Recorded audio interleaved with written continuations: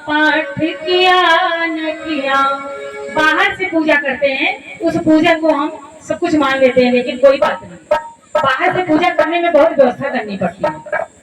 गुरु क्या बताते हैं, बहुत प्यारा वचन है गुरु का, सुने ध्यान से।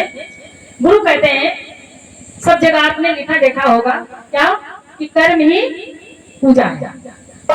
कर्म ही, हमारा जो कर्म करते हैं, सबसे बड़ी पूजा क्या है, कर्म ही हमारा पूजा है। जो कर्म करते हैं, जैसा कर्म करते हैं, जैसा कर्म करेगा बंदे फल देगा भगवान। जो कार्य करेंगे, जैसा भी करेंगे, जो बोएंगे वही मिलेगा। नहीं तो क्या होता है, दूसरों को दोष दे देते हैं। करते हम हैं, गलती हमारी है, कमी हमारी है, लेकिन हम दोष दे देते हैं दूसरों को। ऐसा नहीं करना चाहिए।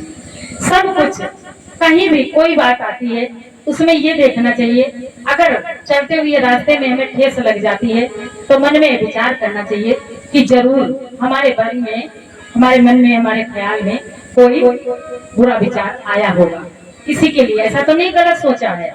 यही गुरु कहते हैं कि हमेशा अच्छा विचार करें। अच्छा सोचेंगे तो क्या होगा, अच्छा ही होगा ना। और अनेकों शीतल करे तो आप शीतल हो।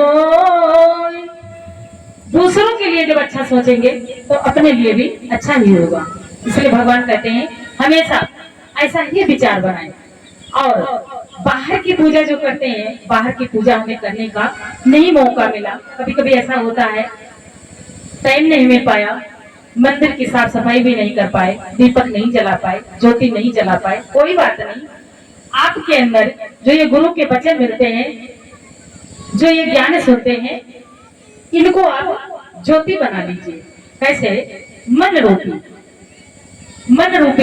दीपक में धारण कर लीजिए गुरु के वचनों को। गुरु के वचनों को धोए धोए पीजिए। धोए धोए पीने का मतलब क्या है, मनन करना, चिंतन करना। गुरु के वचनों पे जितना, जैसे जैसे हम मनन करते जाएंगे, अपने आप, भगवान का वास तो है ही है, लेकिन जो आवरण कहते हैं ना, दर्पण जैसे शीशा है, उस पे धूल अगर जमी हो और अपना चेहरा देखने जाए तो क्या दिखेगा, नहीं दिखेगा ना। तो वही है, सेम यही एक फोटो है जिसपे माया रूपी मैल जमा हुआ है। दर्पण हमारा साफ नहीं है। ये जो हृदय रूपी हमारा कमंडल है, इसमें गोबर भरा हुआ है।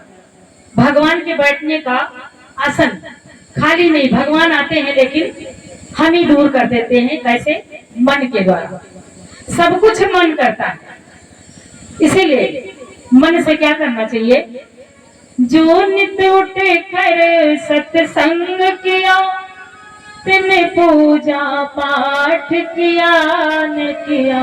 बाहर से पूजा पाठ आपने नहीं किया, कोई बात नहीं, बस मनन करें, सब में भगवान देखें। जो जीती जागती मूर्ति है, मंदिर में मूर्ति की पूजा करने आप नहीं पहुंच पाते, नहीं पहुंच पाए, कोई बात नहीं। घर में जो मूर्ति है उनकी सेवा कर लीजिए प्रेम से। उनमें द्वेष क्या होता है, राग द्वेष नहीं, मैं मेरे में पढ़ते हैं, अपना पराया देखते हैं। दुख सुख किसी ने दो शब्द बोल दिया, मन को लग गया, हमें क्यों ऐसा कह दिया। अब उसमें क्या है, एक शब्द बोला, ये गुरु के वचन है, गुरु का प्रसाद है जो गुरु निकाल रहे हैं। हमें नहीं पता कि हम क्या बोल रहे हैं, लेकिन गुरु का प्रसाद ही है। गुरु कहते हैं कोई एक शब्द बोल देता है, छोटा सा शब्द है, पूरा दिन उसका हम विचार करेंगे, कितना बढ़ा देंगे पता नहीं, उसकी था ही नहीं। ऐसा क्यों बोला, पता नहीं कितने ख्याल आते हैं, बहुत कुछ सोच डालेंगे, सोच सोच के उसको बढ़ा देंगे कि ऐसा हमको क्यों किया।